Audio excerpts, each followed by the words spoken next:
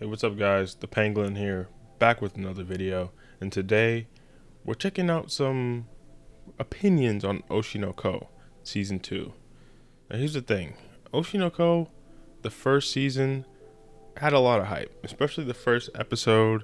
That first episode's still the best episode to this day, banger.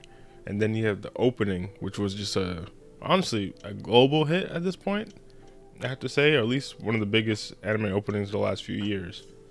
But if you know anything about where the manga is, and I'm not going to spoil, I don't even read the manga, I just been seeing stuff on Twitter, it's hard to avoid. I would say the current opinion on Oshinoko has become quite divisive. And I can't blame them, because some wild stuff has happened. But just for where the anime is right now, Season 2, I haven't heard too much noise about it compared to Season 1, but I actually think the season has been pretty good. If anything, I have to say it's been better than Season 1 as a whole. Obviously, the first episode of Season 1 is still amazing, but as a whole, I think that this season has had back-to-back amazing episodes in the middle of that play run. So the fact that this season, I think people are letting the manga get to them and just not enjoying the season for what it is. But at the end of the day, it's never really that deep. People can have their opinions, and that's why we're on my anime list to see some of the negative reviews about Oshinoko Season 2, what people are saying, and we're just gonna give our opinions based on their opinions. Everyone's entitled to it, so let's just have some fun. Oh, and one quick disclaimer, this is being recorded before the final episode of the season. So this is after, I think, episode 12 I'm recording this. So you never know, this final episode of the season, it may fall off a cliff. But so far, I'm going to give my opinions based off everything before the final episode. So give me a break with this one. So first up, we got this post by Elenia. Maybe it's Elena, maybe a different pronunciation of Elena. But this was made back on July 17th. This is only after the third episode. As you can see, it says 3 out of 13 episodes. So obviously, this doesn't have the context of everything that's happened. I guess they dropped it after that. But let's just read and see what they say. Thumbs up if you are frustrated because Hoshino Ai's plot hasn't developed at all since the first episode of the first season. This anime is just a huge bait. We have to suffer through random plots related to Hoshino's children in order to find out about the circumstances of her life, which is never shown in the anime. My only goal now in watching this anime is so I can come here and tell you exactly which episodes to watch in order to skip all the uninteresting episodes and get to the actual main plot, Hoshino Ai's true story. Season 2 so far brought a ton of new characters and barely any screen time of the main characters, and it also brought nothing to add to the main plots that were unsolved in Season 1. And I'm not even disappointed, since Season 1 showed us that this anime is all about baiting us and beating around the bush. I'm expecting to be back to you around episode 10 or so, when maybe they remember to bring back Hoshino Ai's unsolved mysteries. Edit. I'm back exactly where I predicted. The very last minute of episode 9 finally had some development, so in episode 10 you will find something hinting at who their father might be. But the big surprise happens at the last minute of episode 11. I'm not very hopeful about any actual development for this season, but I won't deny that the plot twist was a nice touch. And the rating was a 3. Okay, this one's actually quite amusing, because I think there are a lot of fair points being made in this. The thing with Oshinoko is, I think if you only found out about Oshinoko when the anime first dropped, and the only thing you saw was the very first episode, I think you would get a very different impression about what this series was going to be than what it actually is. And I don't think that's actually the viewer's fault. I think they probably did that on purpose to bait a certain audience into watching the show that might not actually be interested in what the episode to episode nature of the show is. But I had heard about this manga a few years prior, when I think the Trash Chase had done a next manga award stream, and this was like the winner. I think Oshinoko had won its category back then. So I knew this show was more about the behind the scenes and backstage of like the entertainment industry, idols, acting, all this kind of stuff.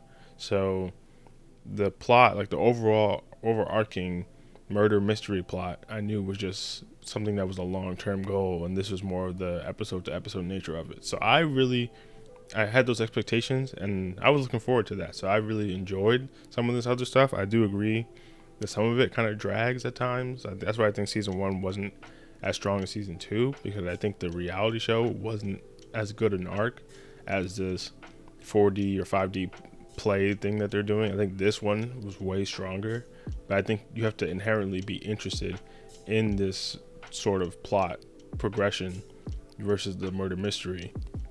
So I think it's fair enough that a lot of people drop the show and they're like, what's going on here? I came for the eye murder mystery, and now I'm getting some freaking slice of life acting drama behind the scenes. I think that's a fair enough criticism. And I think it's pretty funny that this person predicted where the season would pick back up in terms of that murder mystery. I have a sneaking suspicion this person's a manga reader, but either way, I think that's a fair enough criticism. A 3 is kind of harsh, because no matter what you think of it, the actual way, like the story that they decided to go with, they've executed really well. So I think it's a bit harsh, but this is only 3 episodes in, so I don't know if this got to that really strong stretch of episodes in the middle where the play was actually happening and you're getting these beautiful art animation sequences and backstories from these characters. So fair enough, but I still think a 3 is a bit harsh. But I think this is actually a pretty interesting review. I ain't mad at it. But next up, we got a review from Pepper Powder. And this was back on August 11th after 6 episodes. So let's see what they're saying about the story. 0 plot development so far. So far this season has been nothing but filler with minimal characters development and no development on the overarching plot of Oshinoko. The only time I is talked about is when Aqua's having another panic attack when he gets over by the end of the episode so far, episode 6 at the time of writing. Which we have seen Ruby in I think 2 episodes, both of the time she adds nothing to the story and disappears minutes later. However, I do enjoy seeing Akane as she is developing perfectly alongside the story, which annoys me so far as the only character development has been on side characters like Akane, Melt, who I personally don't give a about, and Abiko, who again I don't care about. I'll give it on the benefit of the doubt, as I think it might be important for later, even though if this is the case, I don't see why the main characters can't develop alongside the supporting characters. Okay, I'll try to address each paragraph separately because this one's kind of long, so I'm not trying to read the whole thing in one go, but this one's interesting. There's something I did want to mention, I forgot to mention about the last one that I think this one brought up too. And I think it's very fair. I thought about this through most of the season 2, which I thought was really weird, is that Ruby is barely in this season. Now, I mean, obviously this is 6 episodes in, now 11 episodes in, or 12 episodes in, where we are now, Ruby has started to come back in a bit. But this is very clearly Aqua's story, at least up until this point, because he's the one focused on the murder mystery. So all this stuff, the entertainment industry stuff, is just all stuff for him to be able to find out about the murder. So that's why I guess this stuff is warranted and being like the main part of the show, because they've set it up cleverly, which this is what he needs to do to get more information. So you're gonna have to sit through this stuff if you want to get more information. I understand the frustrating part is that we don't get enough information at a regular rate, but I'm not too upset about that. I think this stuff is interesting as well, but I do agree that Ruby barely being in this season was kind of weird, because you kind of would think they would both be in a good amount, but Ruby's really taking a back seat this season. To continue though, they say characters 3 out of 10. So far the story has been so dry, I can understand why people would like it though, as all that has been shown is the production of a boring play that so far has taken up 6 out of I think the 12 episodes that the season will have. Remember that Aqua is doing this play so he can move up in the film industry, so unless this play somehow opens up every single door in the world for him to find out who killed I, it's a waste of time. If this play arc took up 3 episodes, it would have been understandable, but after 6 it becomes unbearable. It becomes kind of unbearable. As for Ruby's story, nothing has happened. Maybe I misunderstood season 1 when I thought this was about both characters, which is a shame as Ruby ended season 1 with a bang, further bringing down my enjoyment of the season. On top of the filler that the play offers every second episode's Aqua, or the rest of the cast, goes on some kind of side mission that bores me to death. Okay, I won't get into this one too much because I kind of addressed it in the first part, but yeah, this is going more about what the Ruby issues for the season. And I think maybe I also misunderstood it a bit too, and I thought the show was about both characters evenly in the first season a bit more, but this season kind of gave it a different perspective. But I don't think it was terrible. This is a funny point though, that this play arc has taken up a lot of the season, and I think this person's a bit harsh to say that this play isn't going to help Aqua, but then again, this is only after 6 episodes, so I'm going to be lenient with this one. But we can see as the season developed exactly why this play was important for him to find out more information about what he's been looking for. So this was a bit misguided, but maybe that's how it felt after 6 episodes. I just realized that the ratings go for the paragraph above it. So he gave the story a 0 out of 10, and that was his explanation in the paragraph above. But for the one below, the one thing I can, however, not complain about is the art and animation. This obviously being one of the highlights of the show. To put it simply, it's amazing. However, it's not perfect, as sometimes I find that the animation outpaces the show sometimes, and at other times is being held back by the story. Even though there's a small thing, it is holding me back from giving the art a 10. Art 9 out of 10. Overall, the season is far from good, but I will finish it and watch it to the end, as I think it can and will get better from here. Furthermore, because I don't think this will be the final Oshinoko season, and I'm pretty invested in the story after season 1, even if I think it's pretty bland and boring. I can definitely see why someone would enjoy it, but I just don't see that being the majority of people. And the rating was a 4. Okay, interesting. I'm glad this person gave the art and animation the respect it deserves, because the art and animation in this season is just it's like breathtaking at times. It's really beautiful. I think they put a lot into that, and you just gotta respect it at the end of the day. You get that a 9 out of 10. I'm not mad at that. Actually, to be fair, I think that's pretty adequate praise. But overall, I'm glad to see they're gonna finish the season and continue with the story. For what I've said before, like I said before, what I know about the manga, this investment might not pay off, but I think it's fair enough at this point in the story to continue. I've heard that this is the best arc, so if this isn't doing it for you, it might be kind of rough moving forward. But maybe people are saying it's the best arc from the entertainment industry behind the scenes perspective.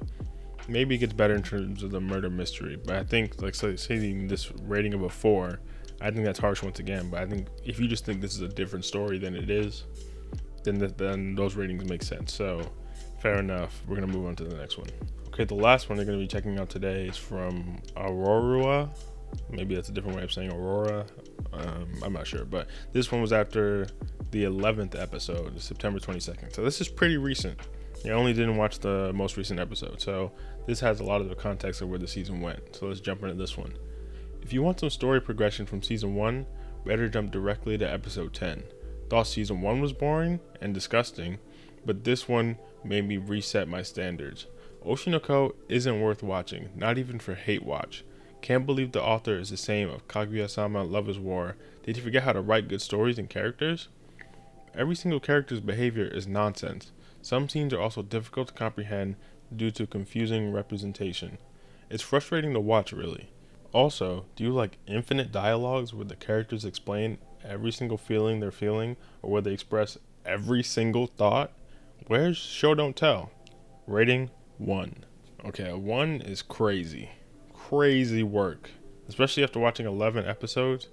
This season has some really good stuff in it, so 1 is just crazy work. But similar theme throughout all these reviews. If you're expecting this to be some crazy murder mystery, then maybe go watch Sherlock Holmes or something. I don't know, but it's not their fault. The show did present itself a certain way, episode 1. If you didn't have any context, then what can you do? That's really not their fault. But a 1, once you now know what the show is going for, I think all these people have become aware that this is also a slice of life, showbiz drama, all this kind of behind the scenes stuff. Once you know that this is what the show is mostly about, you just have to reframe your expectations for the show and judge it accordingly. But I think these people are still holding it to their preconceived notions of the show. So it's kind of like a full loop that I'm not completely mad at, but I think people are being intentionally harsh and intentionally obtuse a bit about what the show's about. But yeah, 1 is crazy work, and I'm not really sure where they're coming from in terms of being disgusting and like resetting the standards and being like not worth watching. This is crazy harsh on this show, even for hate watching. Like, come on. But I mean, I'm not hate watching, but knowing where some of the stuff, where the manga goes, I am keeping up a bit because I want to see the chaos unfold. So maybe I'm guilty of that a bit myself, but for what it is right now, I think it's been really good. Maybe the characters are a bit on the nose with explaining their emotions, but I don't think it's been anything that like takes you out of it, which some shows can definitely have. So this person clearly just isn't a fan. They're entitled to that. Fair enough. This is another amusing one. One is still crazy work, but that's it. That's the last one I'm checking out for today. There was another one, but that person just wrote an essay and I wasn't reading all that. So that's it. Thank you for watching this video. If you've made it this far, let me know. Have you been watching Oshinoko season 2? Have you been enjoying it? Not enjoying it? Let me know in the comments. All opinions are welcome. If you've been reading the manga, spoiler tag it, but let me know what you've been feeling about that. About the murder mystery versus the entertainment industry, slice of life, drama. Give me all your opinions about Oshinoko, where it is, where it's going, where it's been. I'm curious. But if you have even 5 seconds to spare, it'd help a lot if you like, subscribe, all the good stuff. I really appreciate it. There should be a new video out same time next week. See ya.